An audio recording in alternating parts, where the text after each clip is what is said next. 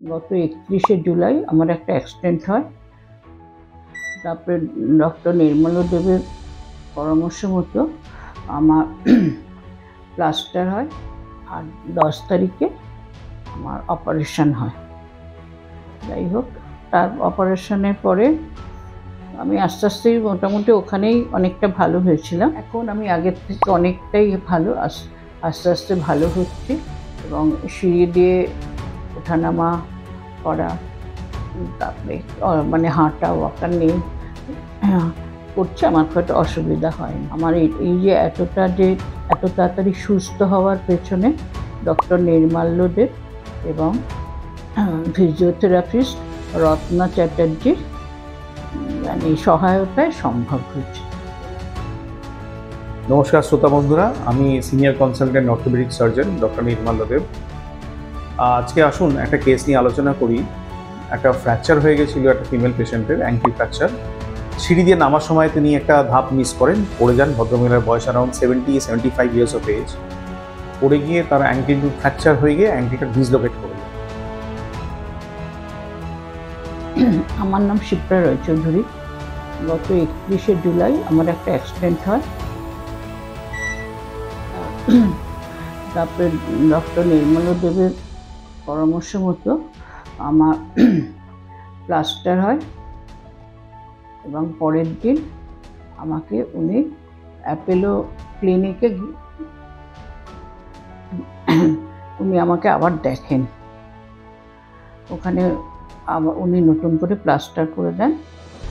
ওনার পরামর্শ মতোই আমি 9 তারিখে হিন্দুস্তান হেলথ পয়েন্টে ভর্তি হই, আর 10 তারিখে আমার অপারেশন হয়। যাই হোক, তার অপারেশনের পরে আমি আস্তে আস্তেই মোটামুটি ওখানেই অনেকটা ভালো হয়েছিলাম। আর তারপরে 12 তারিখে আমার ছুটি, মানে ওখান থেকে আমায় ডিসচার্জ করে ইমার্জেন্সিতে আমার কাছে হসপিটালে নিয়ে এসেছিলেন।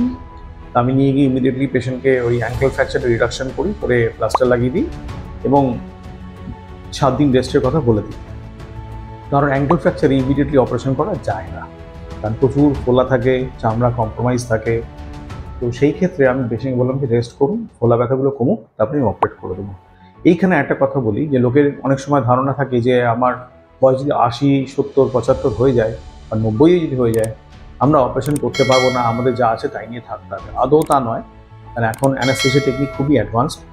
আমরা লোকাল অ্যানাস্থেসিয়া বা রিজনাল অ্যানাস্থেসিয়া দিয়ে অপারেশন করি, সেখানে পেশেন্টের রিকভারিটাও খুব ফাস্ট হয় এবং পেশেন্ট যেহেতু লোকাল অ্যানাস্থেসিয়া থাকে, সেই জন্য পেশেন্ট পেন ফিল করে না ফর অ্যাটলিস্ট 1.5 days, মানে যে 24 ঘন্টার উপরে পেশেন্ট ফিল করে না, এত সুন্দর অ্যানাস্থেসিয়া দেওয়া হয়। তো যাকে এই সবগুলো কনসিডারেশন ফ্যাক্টর নিয়ে পেশেন্টকে ওয়ার্কআপ করে আমরা লোকাল অ্যানাস্থেসিয়া দিয়ে, রিজনাল ব্লক দিয়ে পেশেন্টের অপারেশন করে দিই, সাকসেসফুলি করে দেওয়া হয়। অপারেশনে টাইমটা খুবই শর্ট লেগেছিল আমাদের, হাফ অ্যান আওয়ারে সমস্ত কাজ শেষ হয়। অপারেশন করে অ্যাডভান্টেজ হচ্ছে পেশেন্টের ইনফেকশন রেটটা লো থাকে, পেশেন্টের রিকভারিটা ভেরি ফাস্ট হয়। আর যেহেতু স্কিনটা অল্প কাটা পড়ে, সেই জন্য মাইক্রোসার্জারির কাছাকাছি রেজাল্টগুলো খুব সুন্দর পাওয়া যায়। তো পেশেন্টকে তারপরে ইমিডিয়েটলি অপারেশন করার পরে আমরা ফিজিওথেরাপি রিহ্যাব স্টার্ট করে দিই এবং পেশেন্টকে 7 দিন পরেই পেশেন্টকে আস্তে আস্তে করে দাঁড় করিয়ে হাঁটিয়ে দেওয়া, পাটা মাটিতে অবশ্য না ফেলে পেশেন্ট হাঁটাচলা করছে, রেস্ট নিচ্ছেন এবং এক্সারসাইজগুলো করছে।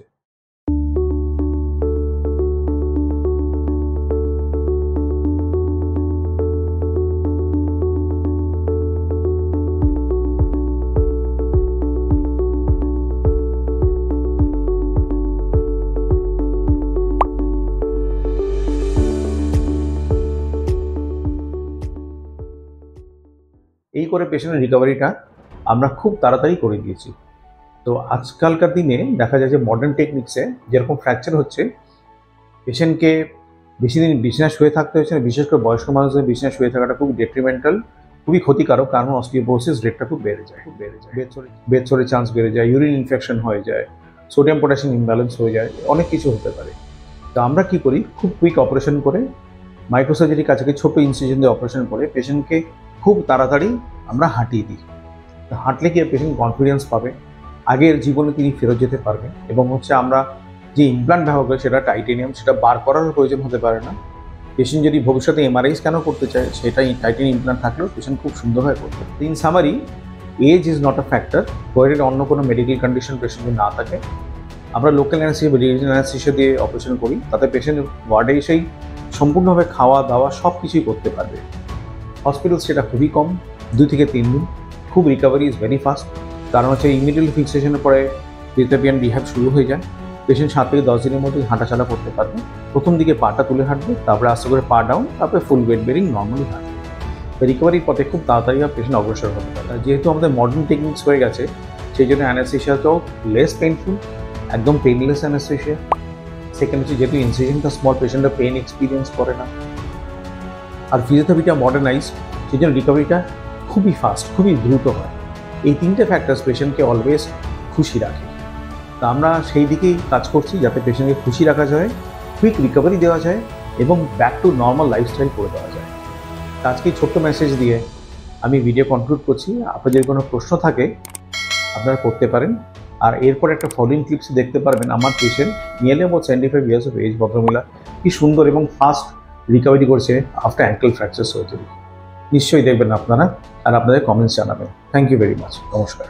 এবং এই এখন আমি আগের থেকে অনেকটাই ভালো, আস্তে আস্তে ভালো হচ্ছে এবং সিঁড়ি দিয়ে ওঠানামা করা, তারপরে মানে হাঁটা ওয়াকার নিয়ে করছে, আমার খুব একটা অসুবিধা হয়নি। আমার এই যে এত তাড়াতাড়ি সুস্থ হওয়ার পেছনে ডক্টর নির্মাল্য দেব এবং ফিজিওথেরাপিস্ট রত্না চ্যাটার্জির মানে সহায়তায় সম্ভব হয়েছে। ওনাদের হেল্প না পেলে আমি এত তাড়াতাড়ি সুস্থ হতে পারতাম না। আশা করি আমি আস্তে আস্তে আবার স্বাভাবিক জীবনে ফিরে যাব।